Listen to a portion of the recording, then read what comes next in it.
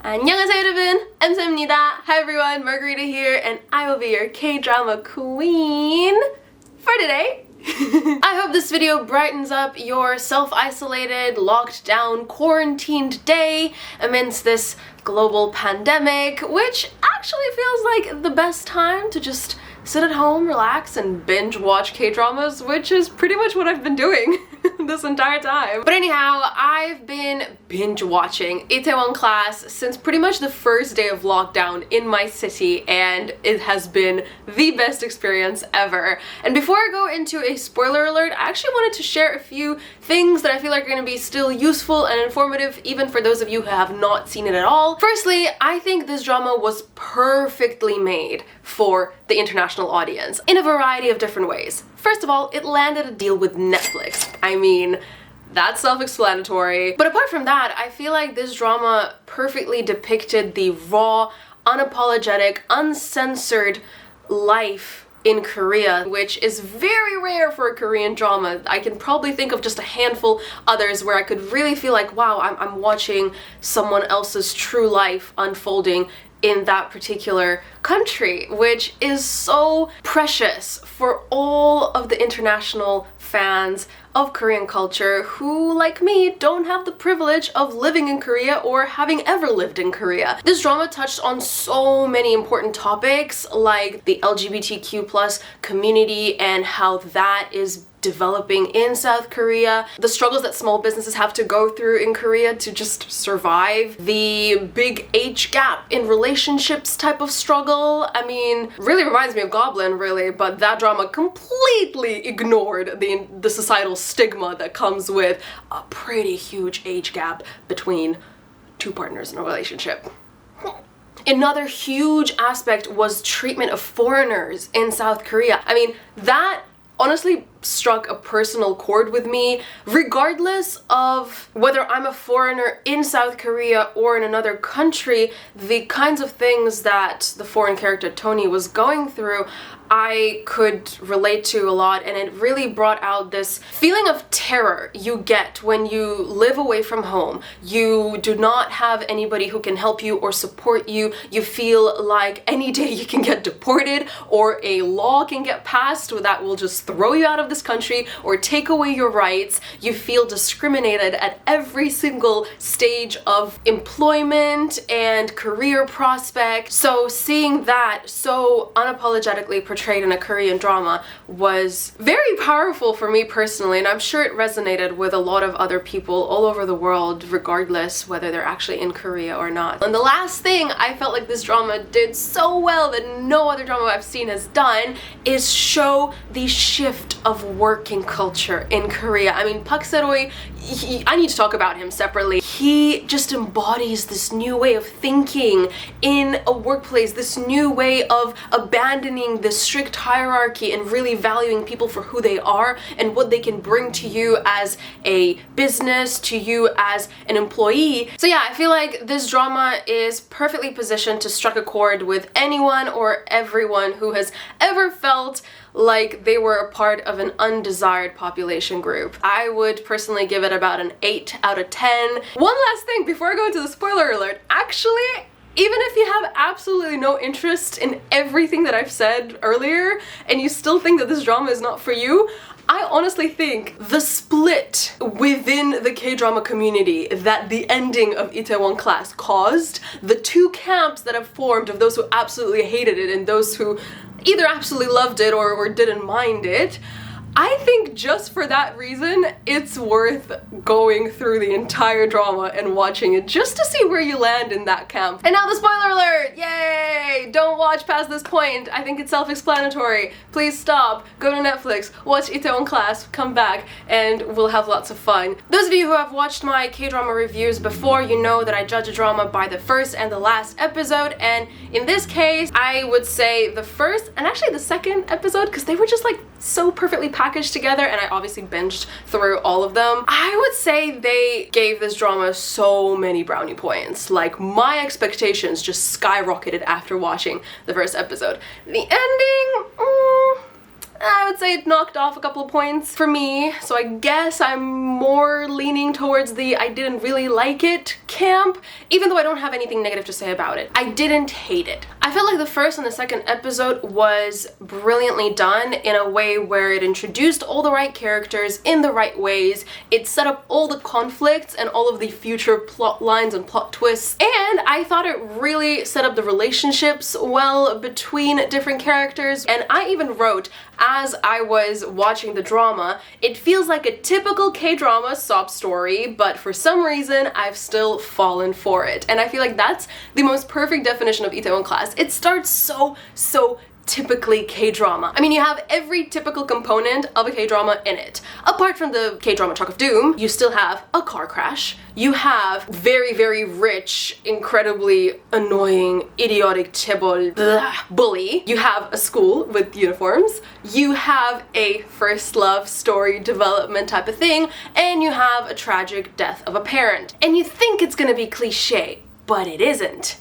Oh, it also has a prison. But still, even when Park Se-roe goes to prison, you feel like it's gonna go one way, but it kind of doesn't. I think the problem with the last episode was that it just didn't keep up the pace of the entire drama. I mean, things were happening so quickly and there were so many interesting developments. Then, in the last episode, it felt like the writers thought, well, okay, we've come to the end, we need to tie up all of the plot lines, so it kind of felt artificial. It felt a bit slow. Just didn't feel as exciting as the rest of the drama, which is a little bit sad, but at the same time, I mean, if the drama managed to get you until the last episode and then the last episode wasn't entirely all that, you still watch the whole thing. What are you complaining? Moving on to the plot, boy do I have a lot of things to say. They're very minor. I feel like mostly the plot was very coherent. It followed a very clear trajectory and I never felt like I wasn't quite sure what was happening. So, first and foremost, the use of the word sociopath in relation to Isa, I thought was completely and utterly unnecessary. I'm sorry, but being a cold-hearted brat that's good at everything is not a definition of a sociopath. She is a go-getter, she's incredibly intelligent, she is very manipulative, she has her own personal definitions of right and wrong, which already goes against the definition of a sociopath who almost doesn't have a perception of what is right and wrong. I'm saying almost because that's what qualifies a sociopath. If you're a psychopath, then you completely don't have a concept of right or wrong. You don't have a conscience, you don't have empathy completely, but when you're a sociopath, you got it a little bit, you've learned it at some point, but you're still lacking a lot. I just don't think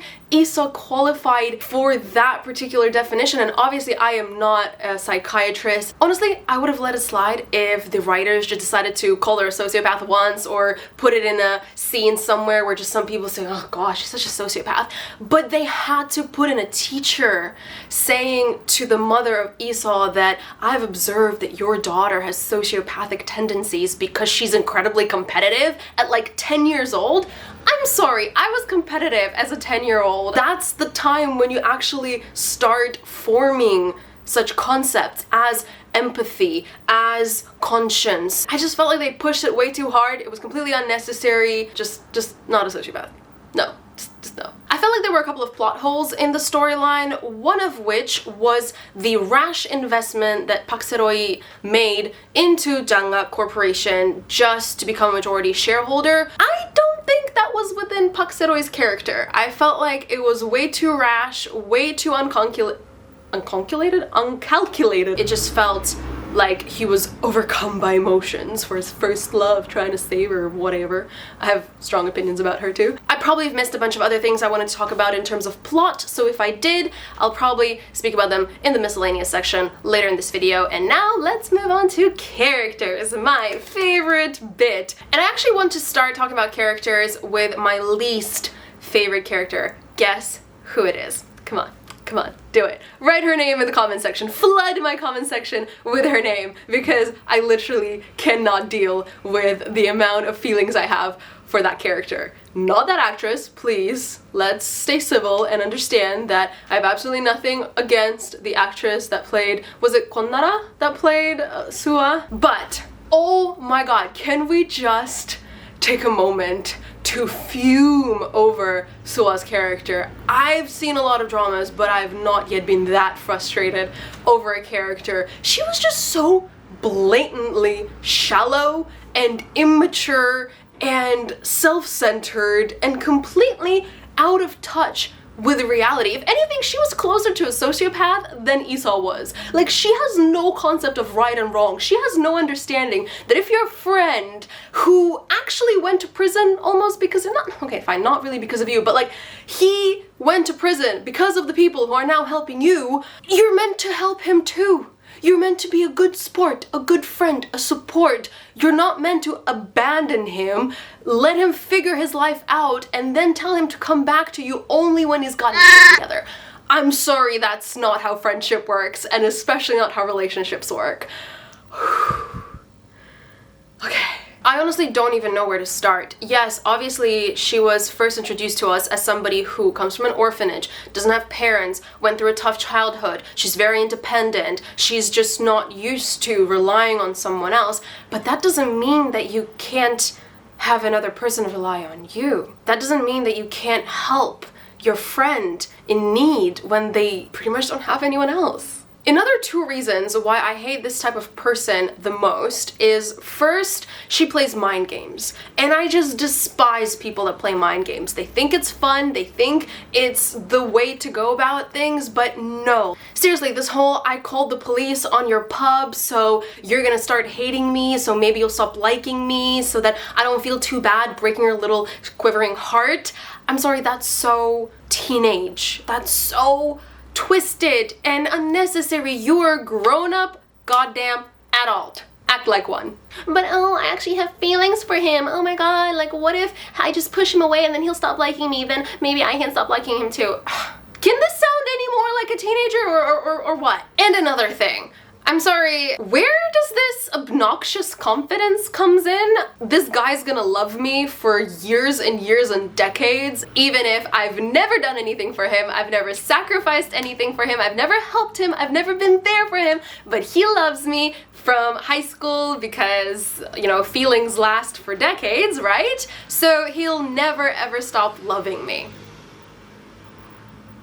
Sorry, what? Even though from the beginning I wasn't a fan of feelings between Isa and Pak Se-roi developing and her having this one-sided little crush on him, I didn't think it was actually necessary to the plot at all. But when Sua kept pushing it and kept putting it into Isa's face that he likes me, he likes me, he likes me, you have no chance, I was like, girl, you're doing every single thing, literally by the book, to make him not like you and make him just be like, I don't want to spend my life with a person who's never been there for me. She's probably never gonna be there for me, ever. So yeah, at times like that, I was really cheering for Isa. I was like, you go girl, you go get that guy. You go open his eyes to what you actually fall in love with. So yeah, really hated Sua's character, and I was so delighted when Pak Se-roi did not pick her. I don't know how I feel about him and Isa actually being together. I felt like there was more of like this very close partner bond, like a older brother and a sister type of relationship, or a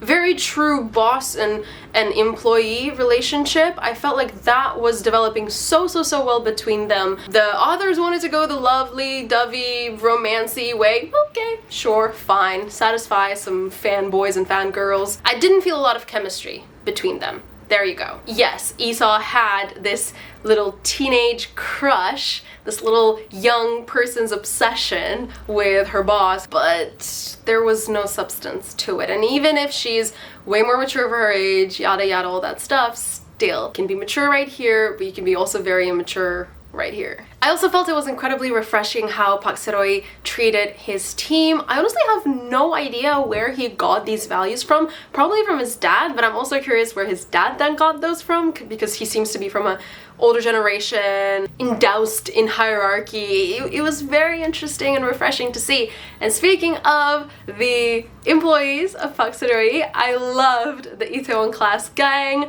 I thought all of them were great. They had their own separate stories, their own separate characters and personalities. If anything, my least favorite one was probably Gunsu. I feel like the character list would not be complete if we didn't talk a little bit about the Janga side of things. Yes, we mentioned Sua, we mentioned Gunsu, 클라쓰, but the main evil of evil, Chairman Dae, and his son, first of all, the actors did an amazing job. I thought their characters was on point, as evil as they could be. I thought the chicken scene was honestly hard to watch. I did not think that they could have done a better job of just breaking the character and breaking this kid into the just embodiment of evil that he later became. But yeah, I felt like I was being corrupted and messed up just by watching that scene. There were times when I actually felt a little bad for him. A few times. But then he would just make sure to say something that I'd be like... In terms of soundtracks and cinematography, I mean, do I even need to say anything? Soundtracks, I've made a cover of one of them already. I'm planning to make yet another one after this comes out, so this probably tells you how I feel about the soundtracks. I think they're great. Also, please go and check out my cover.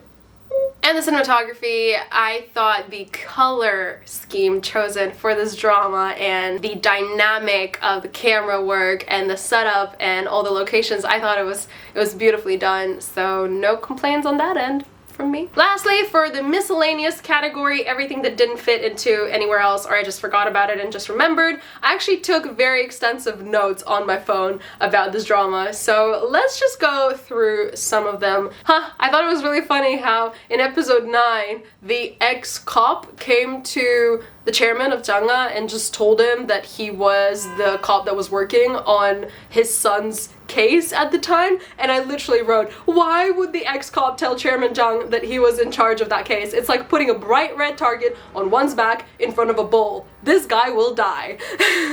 Thankfully nobody ended up dying, but I just felt like that was a very bad move from his end. Also, at the end of that same episode, the scene with Isa and Gunwon was powerful and dramatic, but I don't think she, being as calculating as she is, would assault him like that in front of a cafe full of witnesses. He can easily press charges and he has the connections to bring her down. She might feel a tad bit invincible because of her popularity, but still, that's a slippery slope. Still cool episode ending. Great acting. Ooh, episode 10. A very annoying thing was when all these adults are sitting around a 20-year-old kid listening to every one of her words. Yeah, she's smart, but hey, they should still keep their heads on their shoulders, no? It just looks unrealistic. And yeah, my point stands. I think, yes, the authors tried to portray Esau as like this genius protege child of marketing, but still, like, these people are seasoned professionals. They know what they're doing. I thought the ending scene with the father and son between Park Se-roy and his dad was lovely and emotional, but it was a tad bit long. I was trying to follow the entire time, and then at some point I was like, okay. Okay, I'm gonna go make myself a cup of tea, come back. Oh, they're still talking. Okay. I was surprised that this TV show promoted both Apple and Android phones. Normally in Korean dramas, I just see Samsung everywhere, and that's it. But I've seen a couple of iPhones in there, so that was interesting. Oh, and one last frustration to leave you guys with was, I hate when things are urgent and an emotional scene drags on for too long. Like, stop blabbering and looking into each other's eyes and just run to Esau already.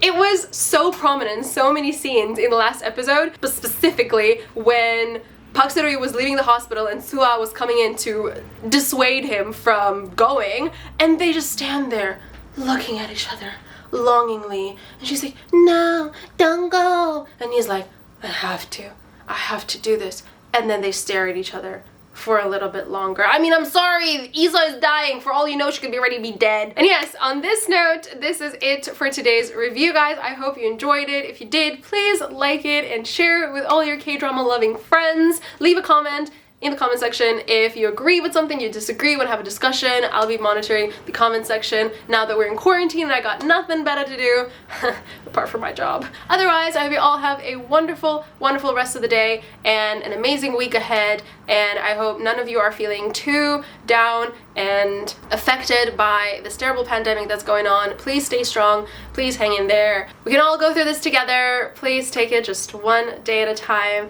and stay happy and healthy, and I'll see you all in my next video. Bye! Annyeong!